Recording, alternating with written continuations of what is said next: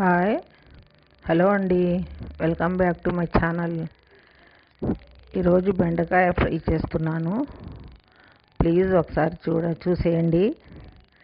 బెండకాయలు వాష్ చేసుకొని కేజీ బెండకాయలు బాగా వాష్ చేసి కోసుకున్నాను సన్నంగా. స్టవ్ మీద కడాయి పెట్టి 3 స్పూన్స్ ఆయిల్ వేసి 1 స్పూన్ ఆవాలు, ఒక ఎండుమిర్చి కట్ చేసి వేసుకున్నాను. 2 రెబ్బలు కరివేపాకు వేసి ఒకసారి బాగా కలుపుకొని ఈ బెండకాయలు వేసేసాను.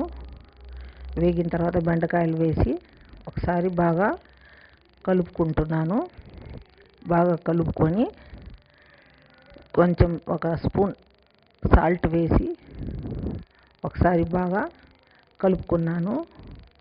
బెండకాయ ఫ్రై బాగా కలుపుకొని ఒకసారి మూత పెట్టేస్తున్నాను. మూత పెట్టి సిమ్ మీద పెట్టేస్తే బాగా ఫ్రై అవుతాయి బెండకాయలు. లో ఫ్లేమ్ మీదే పెట్టాలి. హై ఫ్లేమ్ మీద పెడితే మాడిపోతాయి. అందుకని చెప్పి బెండకాయ ఫ్రై ఎప్పుడు కూడా సిమ్ మీదే పెట్టుకోవాలి. ఇంకా సిమ్ మీదే పెట్టేశాను.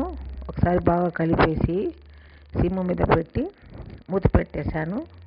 మూత పెట్టిన తర్వాత 1 నిమిషం తర్వాత తీసి చూస్తే మళ్ళీ బెండకాయలు బాగా ఫ్రై అయినాయి.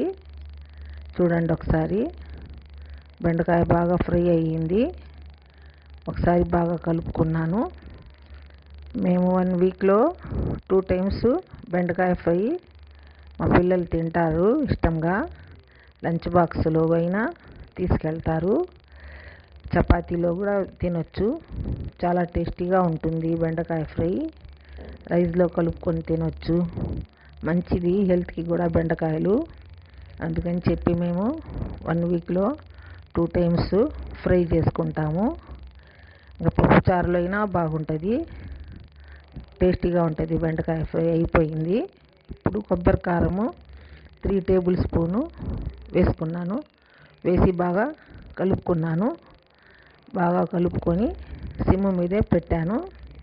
కారం వేగాలి కదా అని. కారం కూడా వేగిపోయింది. పచ్చికార వాసన పోవాలని చెప్పి 1 అర నిమిషం వేపుకున్నాను. రెడీ అయిపోయింది బెండకాయ ఫ్రై. నా వీడియో నచ్చితే ప్లీజ్ లైక్ చేయండి, షేర్ చేయండి, సబ్స్క్రైబ్ చేయండి. ప్లీజ్ నా ఛానల్ సబ్స్క్రైబ్ చేసుకోండి.